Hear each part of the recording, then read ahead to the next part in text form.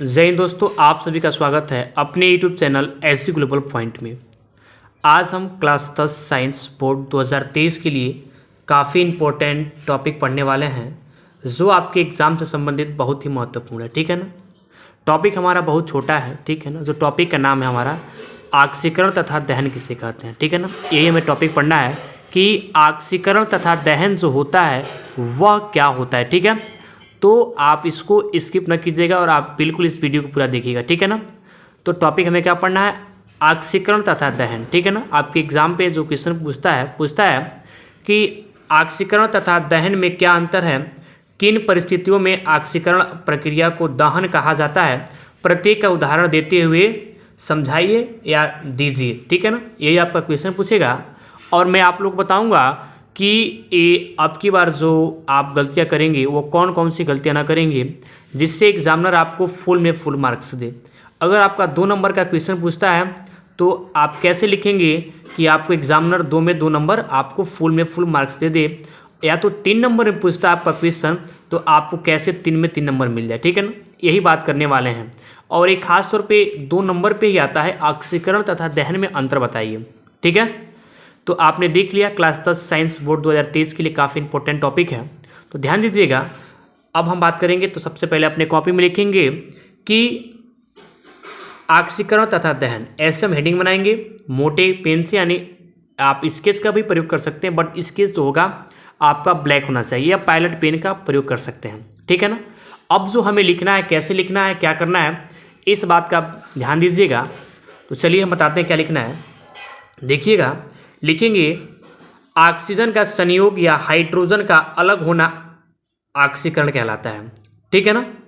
यानी ऑक्सीजन का संयोग होना या हाइड्रोजन का अलग होना ऑक्सीकरण कहलाता है। ठीक है ना। जबकि ऑक्सीजन के संयोग करके CO2 व जल उत्पन्न करना दहन कहलाता है। ठीक है। इसी में जो आपका ऑक्सीकरण भी है, यानी यहाँ तक आपका जो हो रहा है डिफिनीशन वो आपका हो रहा है ऑक्सीकरण का। ठीक है ना। यानी ऑक्सीजन का संयोग या हाइड्रोजन का अलग होना जो होता है हमारा ऑक्सीकरण कहलाता है। ठीक है ना। ये आपका ऑक्सीकरण हो गया। अब बात करते हैं दहन की। ठीक है।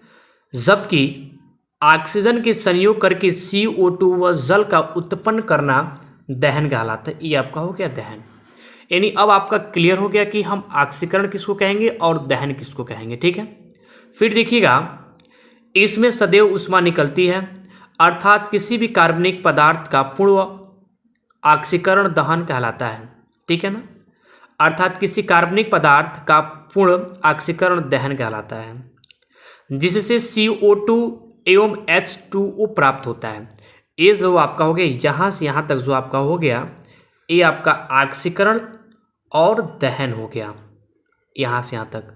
अगर आपके एग्जाम में पूछता है कि दहन से आप क्या समझते हैं, तो आप ऑक्सीजन के संयोग करके CO2 और जल उत्पन्न करना ही क्या कहलाता है, तो हमारा दहन कहलाता है।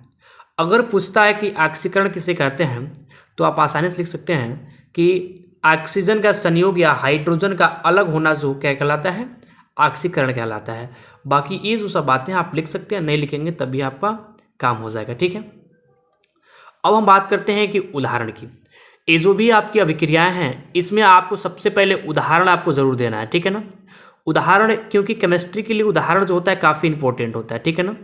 तो आपको जो उदाहरण है काफ़ी ध्यान रखना है कि जो उदाहरण हम कैसे लिखेंगे। ठीक है ना।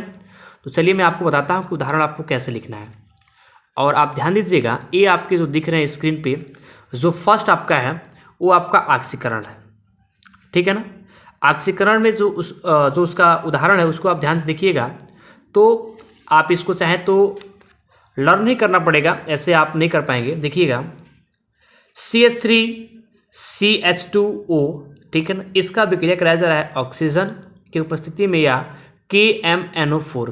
ठीक है ना, की उपस्थिति में। तो ये जो बना रहा है CH3COOH प्लस H2O। ठीक है ना। ये जो आपका एग्जाम्पल दिख रहा है ये आपका हो गया ऑक्सीकरण का। अब बात करते हैं दहन का। तो दहन में क्या होता है, देखिएगा, CH3CH2OH प्लस ऑक्सीजन O2 से। ठीक है ना। तो क्या कह रहा है, CO2 प्लस H2O प्लस ऊष्मा यहाँ पे निकल रही है, ठीक है ना। ए जो आपका हो गया दहन हो गया और ये आपका जो हो गया ऑक्सीजन हो गया, ठीक है ना। तो आपके एग्ज़ाम के लिए बहुत इंपॉर्टेंट है, ठीक है ना, महत्वपूर्ण है, तो इसको आपको बहुत अच्छे से पढ़ना पड़ेगा, ठीक है ना। तो इसको बिल्कुल आप ध्यान में रखे रहिएगा। और अभी तक आपने इस चैनल को सब्सक्राइब नहीं किया है तो चैनल को सब्सक्राइब कर लें, ठीक है। फिर एक बार आप क्वेश्चन को देख लीजिए, आपका क्वेश्चन यही पूछेगा और अपने कॉपी में कैसे लिखना है मैं आपको बता ही दिया हूँ कि आपका जो दिख रहा है ऐसे ही आपको लिखना है अपने एग्ज़ाम के कॉपी में, थोड़ा भी इधर उधर नहीं लिखना है। अगर ऐसे लिखते हैं तो आपको फुल में फुल मार्क्स दिए जाएंगे। धन्यवाद।